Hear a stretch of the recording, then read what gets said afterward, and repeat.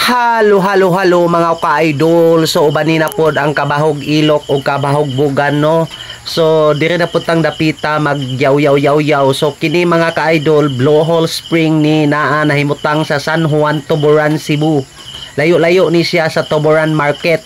Katong mangutana tungkong tagpila ang entrance. Ang entrance ana mga ka-idol tag 10 pesos, pero karon wala ko kabalo kung tagpila na ang entrance. So naapod sila mga life jacket ang dili kamao mo langoy.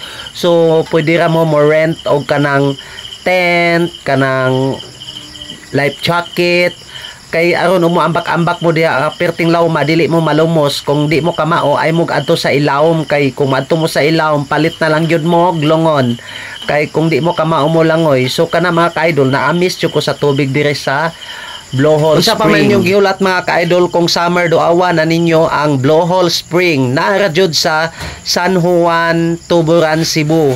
So ayaw mo kahadlok mga ka-idol. Ang katong mahadlok magpa-member na mo daan sa St. Peter kay ron ma-insured ang inyong kinabuhi kung mahadlok mo dire sa Blowhole. So napakaami sa tubig. Tana!